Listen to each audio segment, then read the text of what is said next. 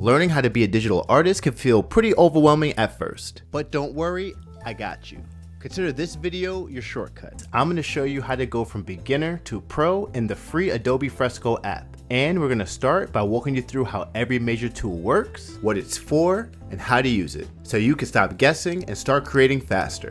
Alright folks, let's kick things off with the one tool that empowers almost everything you'll create in Fresco, and that's the Pixel brush.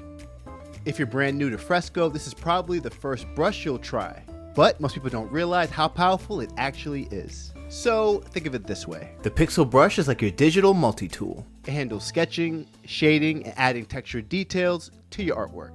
So I guess what I'm saying, it pretty much mimics traditional drawing, just with way more control. All you need to do is tap the Pixel brush icon and you'll see a bunch of categories. You can explore and test them out, and when you find the one you like, hit the star to save it to your favorites.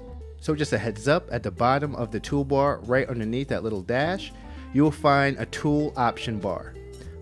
This section allows you to adjust various brushes, settings which include your size, your flow, your smoothing, and other brushing options. But I do want to show you the four most important settings that you'll constantly be changing whenever you're using the Pixel brush.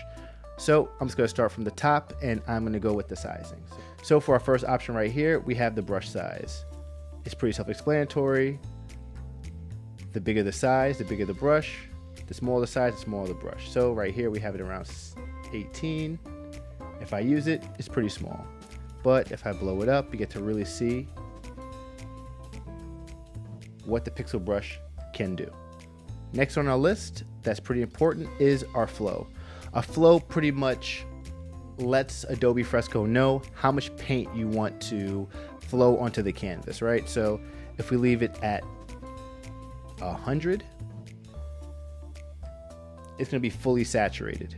However, if we lower it down to, let's lower it down to 8, and we try to use it, it's almost going to be barely visible. All right. Next on the list, we have our smoothing, and I think this one, in my opinion, is probably one of the most important options you could choose from. So what the smoothing does is it determines how smooth your line art is. So if you have it down to 0, it might come off pretty wobbly. So I'm going to try to make a straight line, and I'm going to go ahead and increase the flow so you can see it a little better. If I try to make a straight line, as you can see, it doesn't look too bad, but if I zoom in, you can see it's pretty shaky, right? And that's just because the program is not assisting me in helping to make a smooth line. But let's say if I'm trying to make the perfect shape, I don't have the sturdiest of hands, what I will do is I will turn up the smoothing. Let's say if I turn it to 100. So if I go across, you can see how much smoother the line work is. So depending on what you're doing, just keep that in mind just to play around with the smoothing. Then underneath that, you have all the rest of the brush options. You should go ahead, play around with this as far as the spacing, the angle, the blend of the brush, but the most important one. So I'm pretty heavy-handed when it comes to drawing, so I have it set to heavy, right? If I put it to light, all that means is like, even if I barely press on it, it's gonna be able to pick it up. But if I move it down to the heaviest, I try to do light, like I'm pressing on it very, very lightly, it's not gonna pick it up. I really need to press hard onto the iPad for it to really register. So I would say play with this setting because, like I said, everybody draws differently. And yeah, set it to the one that you feel most comfortable with. All right, for example, if you use a pencil brush, it's gonna mimic real graphite. But if you move to the chalk brush, your line art's gonna look gritty, just like you're sketching on the sidewalk.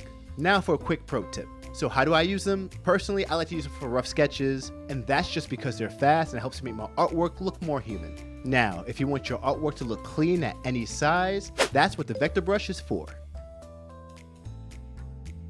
Alright, here's what you need to know. Vector brushes create clean, infinitely scalable artwork. You can scale it to a poster size or shrink it down to a sticker. And the best part, the details stay sharp. Now when it comes to me, I use vector brushes for posters and my logos. Honestly, anything that needs to be used at multiple sizes. But there's one major thing you should know before using this brush, and that's they don't have much texture to choose from. And that's intentional. And that's because they're meant for clean, sharp artwork. Just another thing to keep in mind, Fresco keeps vector strokes on their own layer just to keep things organized. So here's what you need to keep in mind. If you care about clean line art and professional scaling, vector brushes are your best friend. But if you want real painting techniques in your digital art, you'll love this next tool. Live brushes mimic real watercolors and oil paint. Watercolors blend naturally, oils smear and mix. It reacts like real traditional paint without the mess. It's perfect for traditional painters or anyone who wants that expressive fine art feel. So before moving on to our next topic, I do want to touch on some of the unique options that the live brushes have. So the first one I want to go over is for the watercolors. So right down here is where you're going to find your unique options for the watercolors or for the live brushes. So this one right here is for the brush size. We already talked about this, you already know. If it's all the way up, it's going to be a big brush, all the way down, small brush. Nothing brand new. But one of the new options I want to show you is the flow option. All right, so I'm just going to talk about these two options because they both sound the same, but in fact they're very different. So this one is the flow option, and this one is the water flow option, okay? They're two different things. I'm going to start off with the flow option. So what the flow option does is, if you have it low, it pretty much represents how much paint is on your brush, right? So if it's low, there's not much paint, but if it's all the way up, that symbolizes that you have a lot of paint, right? So for example, if I go ahead and I color this in, it's gonna be pretty much bright red, even though I'm using it with watercolors, okay? But if I go ahead and I turn it down to about 17, it's almost gonna be opaque or see-through, all right? So that is the difference between flow. It's just the amount of paint that is on your brush, okay? Now, when it comes to the water flow, that is totally different. Now, what that is the amount of water that is on your brush. And that could be used to blend in with your colors for your design. So I'm just gonna change this to a different color. I'll use orange. And I'm gonna go ahead and have the water flow high. And this is what you're gonna see. So I'm gonna go ahead and I'm gonna actually increase the amount of paint on the brush. So when I go over it, what you're gonna see is the paint is actually gonna interact with each other. And what's gonna happen is it's actually gonna look wet right on top of the canvas, especially if I mix between the red and the orange. And I'm gonna go ahead and switch to red and do the same thing on this side.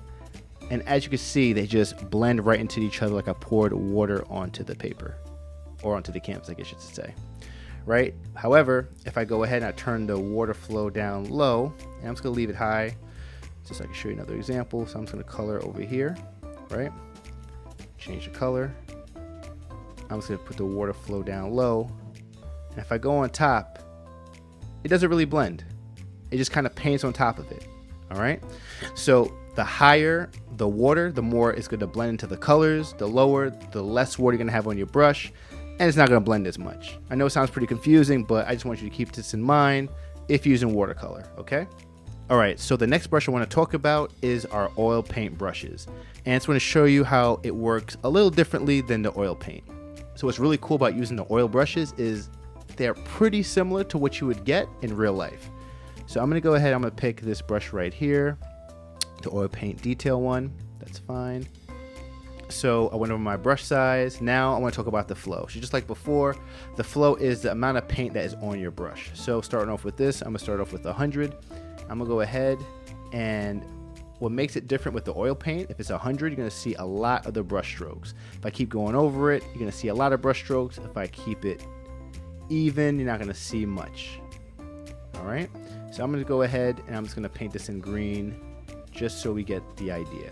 All right, so let's say if I wanted to add in a darker green for a shadow, this is where the paint mix would come into play. So let's say if I keep the paint mix at 0 and I painted my green, all it's gonna do is paint right over it and nothing's gonna mix.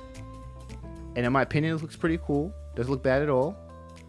But where the magic really happens is when the paint is actually able to interact with the other colors. So I'm gonna go ahead and I'm gonna raise the paint mix. Let's raise it to 100, let's see what happens. And I'm gonna go ahead, and all of a sudden you start to see the colors start to get pulled into each other. Nothing drastic, but if I was to increase the size of the brush, it's definitely gonna pull more of the darker color into the light green. Honestly, I don't use live brushes much. I'm more of a design, illustration focused kind of guy. But if you're used to real paint, this tool will feel like home. If you want a natural painterly look, live brushes give you realistic flow and texture most apps just can't match. Now that we covered brushes, let's look at a tool that helps you clean things up when your designs go off track. Your eraser tool is your go-to for cleaning up loose lines, overpainting, or fixing mistakes. So here's a pro tip. You can match the eraser's brush tip to the original brush, making corrections look way more natural. But just know, erasers are layer specific. The program will only let you use pixel erasers on pixel layers and vector erasers on vector layers. So I just want to show you a quick example of what I'm talking about. So if I erase anything from this design just using a regular eraser, it's going to look pretty harsh, right? So let's say I want to erase the yellow from my cat's hard hat, right? I'm going to zoom in, and if I use the regular eraser, as you can see, you could clearly see the part that I'm erasing, right? It's not subtle, it's pretty harsh, okay? But in Adobe Fresco, what's really cool is, I'm just gonna go back, you can actually pick your brush as far as the eraser. So let's say if I wanted to, since I'm using a pixel, so let's say if I go with a soft round. So I'm still erasing, just like before, but it's a little bit more subtle. The reason why this is really, really cool is because it almost mimics what would happen in real life. I'm using an eraser, almost like a rubber eraser with something I'm drawing on paper, or if I'm on canvas and I'm painting over it trying to get rid of the color. So I guess what I'm saying is it erases the color, but it does it in a more subtle way to give really, really cool effects. So before you use the eraser, make sure that you go into the options and try the different brushes that you have available to see which one will work best for your design, and you'll be pretty surprised with some of the cool effects you'll be able to come up with. Before moving on, I do want to share with you guys a huge pro tip that you should be using when it comes to erasing and cleaning up your design. And that is this little circle thing right here called a touch modifier.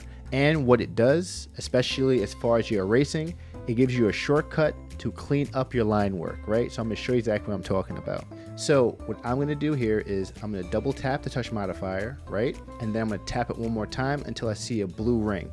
Now, this is where this tool is so special. So if I go to erase it, I have to be really careful with making sure I don't overlap and take out something that I did not mean to, which could be pretty annoying, right? Happens to me all the time. But with the touch modifier, I'm gonna go ahead and turn it back on again, double tap one more time to make sure I see the blue outline. Now, if I go ahead and if I swipe anything that overlaps, it's gonna automatically get rid of it. I cannot tell you how much faster this has made my process of creating my designs. So anytime, anything that overlaps, you could just simply draw right over it and it will erase it. Another cool thing is you could even just make a long drawing. So for example, say if I draw here, draw here, draw here, to here to here, it will get rid of everything. So if you're ever in a bind, you're trying to find a faster way to clean up your line work, I'm telling you, definitely use the touch modifier. It will be your best friend. All right, now let's look at a tool that's way more fun and could totally change the feel of your artwork. The Smudge tool lets you blur, blend, and push paint, just like a finger or a brush in real life.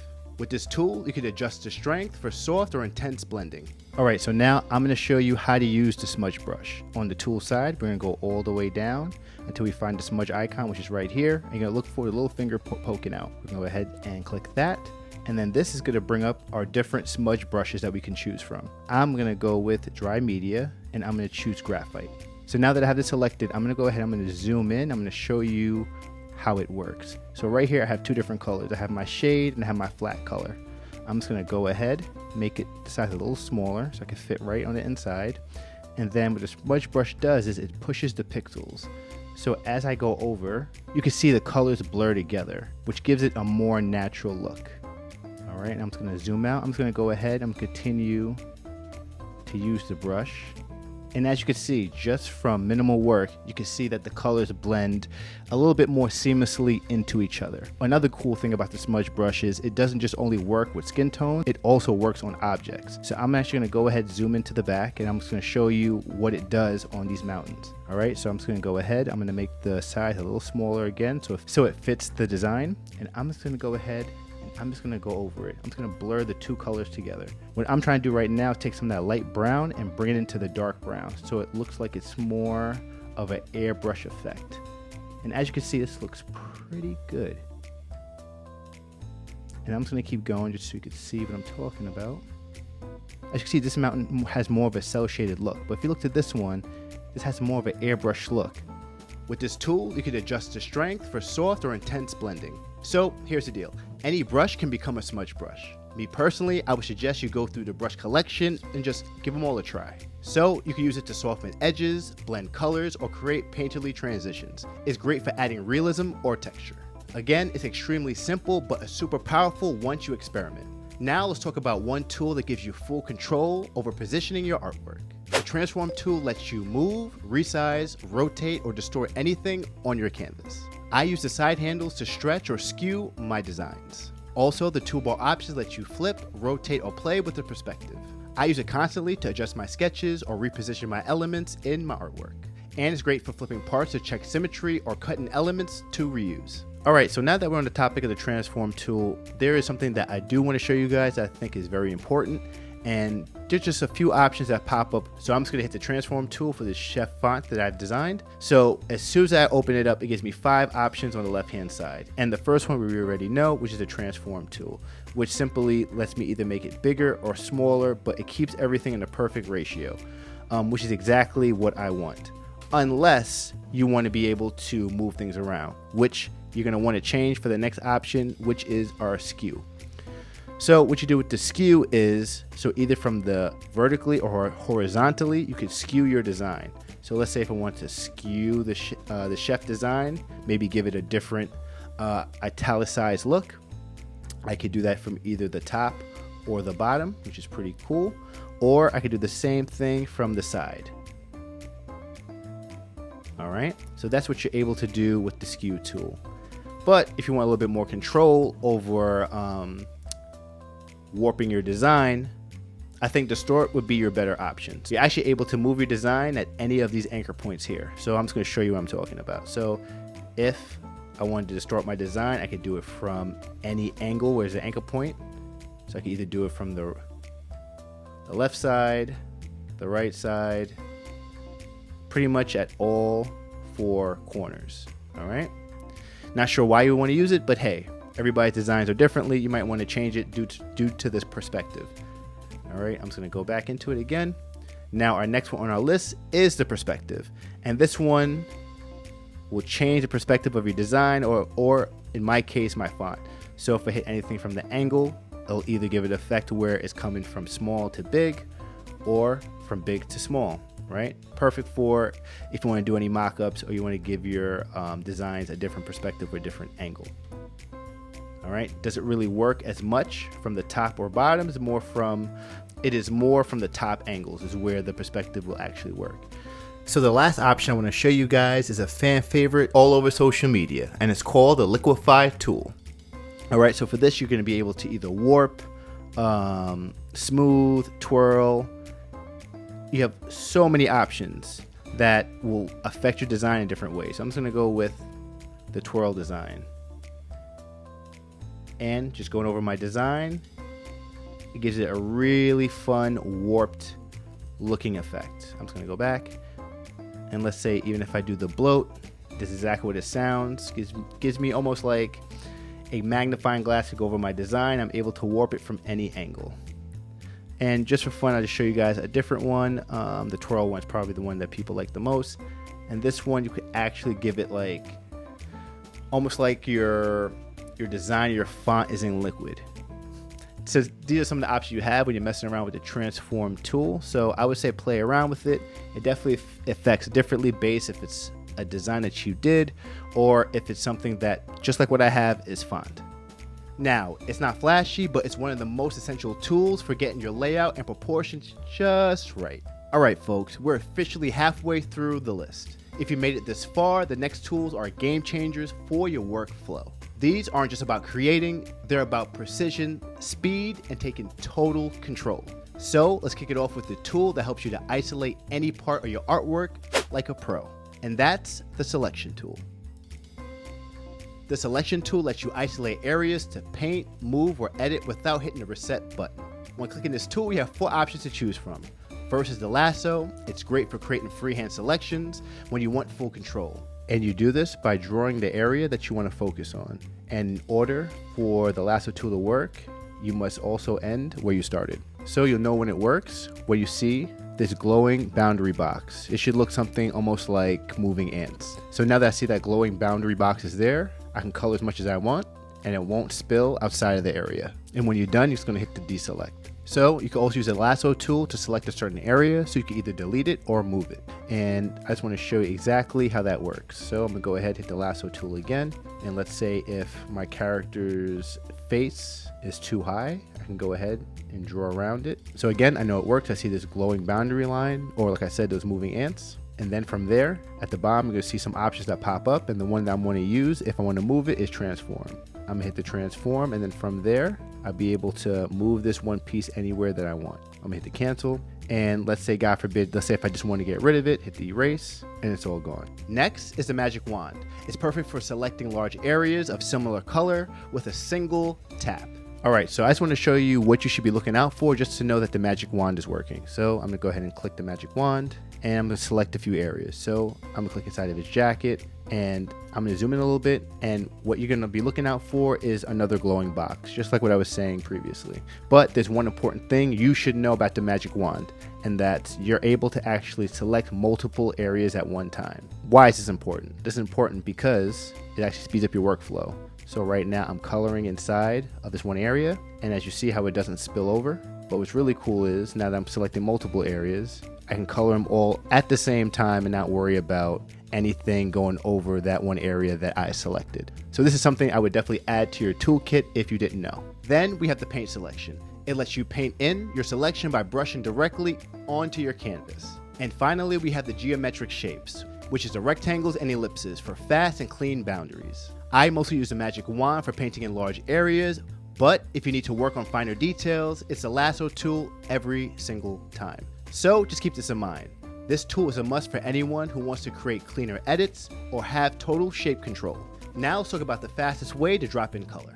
And that's the paint bucket, or some of you guys might know it as the fill tool. You see, it instantly fills any closed area with color. This is perfect for backgrounds and base fills. So how do you use this? You tap the inside of a closed shape to fill it in. You could also adjust the tolerance to fine tune how much paint fills in the shape. The color margin settings help to avoid weird halos or textured lines in your artwork. Alright, so before moving on, there's one important thing I want to bring to your attention about the paint bucket tool, and that's it functions totally different if you're trying to fill in color for a pixel design versus a vector design. And for my example, I'm gonna start off with my pixel triangle. Alright, so I'm gonna go ahead, I already have the paint bucket tool selected, and I'm just gonna drop in color right in the middle. You're gonna see this weird white halo, right? Like this weird white line that shows up. So the reason for this is because of this option called the color margin.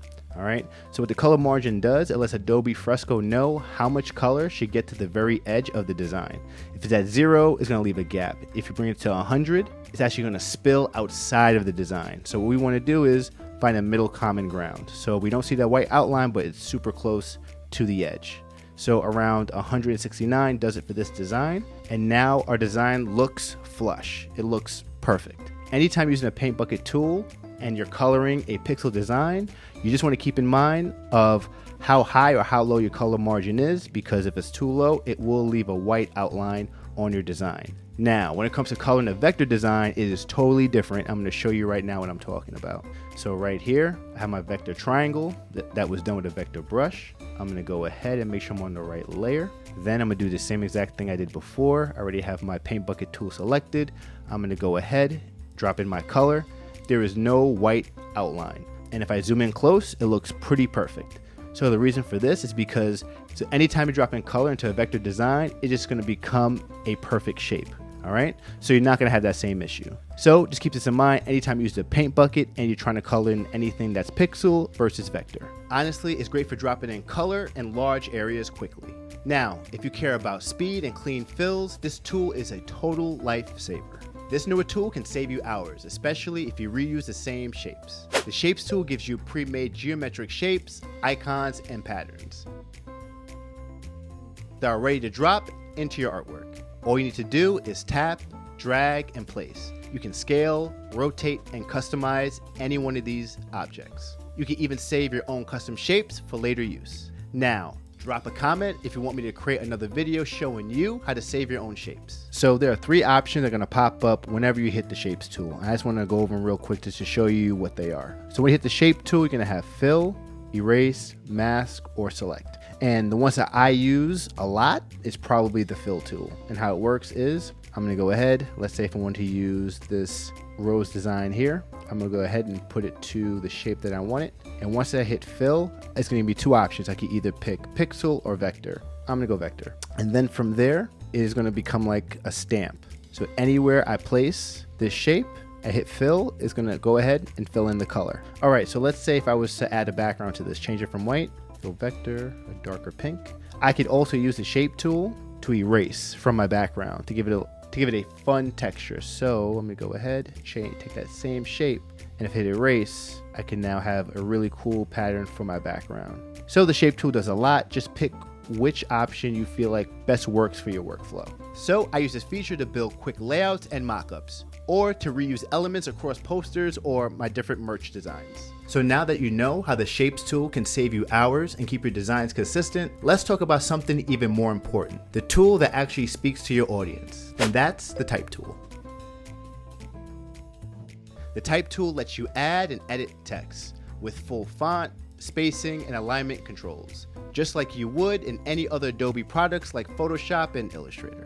All you need to do is tap the T, type, and edit. And the good news is you could choose between using horizontal or vertical type on over 1,000 different fonts, or even convert to pixel or vector layers. Now, I'm gonna be honest, I don't use it often, but the type tool is perfect for posters, mockups, or for any social media content. If you want integrated text in your art, this tool gives you clean, pro results. Next up is an underrated tool that can totally upgrade your color game. The Eyedropper lets you sample color from anywhere, even photos.